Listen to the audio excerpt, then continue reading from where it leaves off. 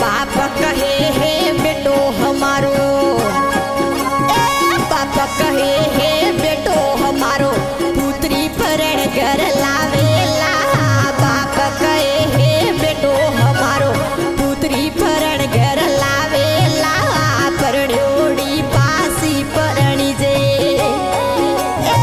परण्योड़ी पासी परणी जे, बहु सुलकड़ी लागेला।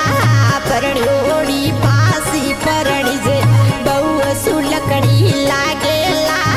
यसला होय सुयुडे जासी, कबुएन पासा यावेला।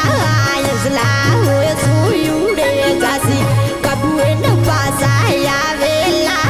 कैसे देवजी सुनो पांडवो, कैसे देवजी सुनो पांडवो, एड़ा एड़ा कल जुग यावेला। कैसे देवजी सुनो पांडवो, एड़ा एड़ा कल जुग यावेला।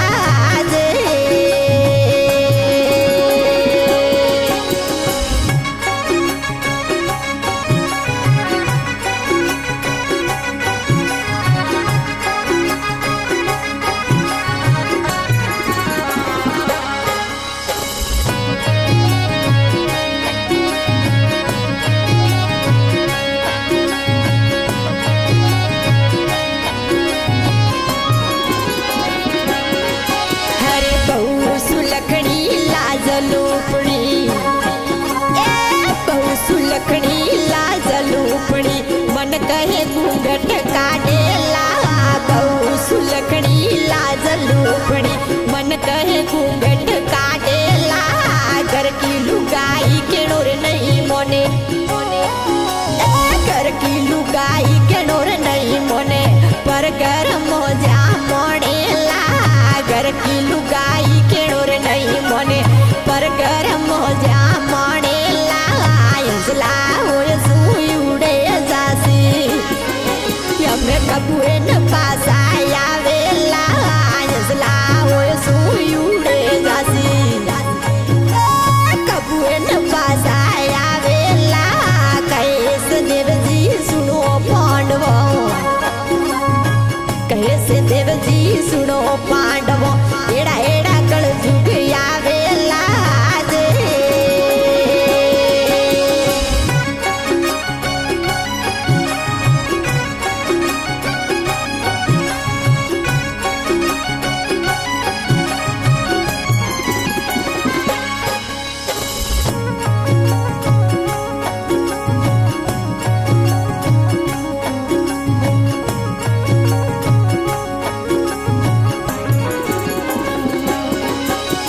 बावड़ पाणिया हाथ पसार्यो, बावड़ पाणिया हाथ पसार्यो, तपसिया हे देसेला। बावड़ पाणिया हाथ पसार्यो, हर तपसिया हे देसेला। दिकरी रे दमड़ में पिता परणी जे, दिकरी रे दमड़ में पिता परणी जे, एड़ा एड़ा कल युग यावेला। दिकरी रे दमड़ में पिता परणी जे, एड़ा एड़ा कल युग यावेला। यसला होय सुयुडे जासी, यारे कबुएन पासा यावेला। यसला होय सुयुडे जासी, कबुएन पासा यावेला। कैसे देवजी सुनो पांडवो, कैसे देवजी सुनो पांडवो, एड़ा एड़ा कल युग यावेला।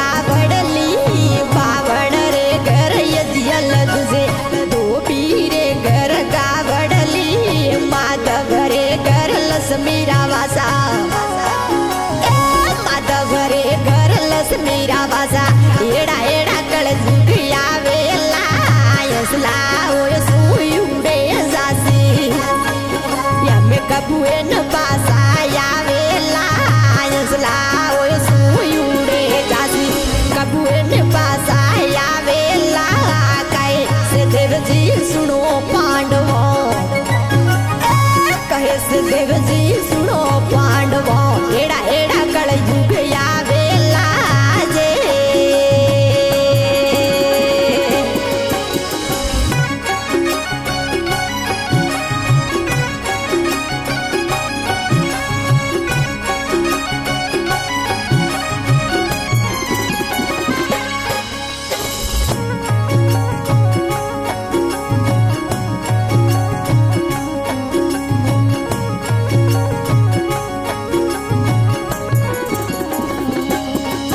हरे पास पांडवे प्रथमी रे होजी पास पांडवे प्रथमी रे होजी हाड हिमालय गाळेला पास पांडवे प्रथमी रे होजी हरे हाड हिमालय गाळेला कैसे देवजी सुनो पांडवो अरे एड़ा एड़ा कलयुग आवेला कैसे देवजी सुनो पांडवो एड़ा एड़ा कलयुग आवेला हंसला ओय सुयुडे जासी हंसला ओय सुयुडे जासी कबूरे ने पास आवेला कहे से देवजी सुनो पांडवो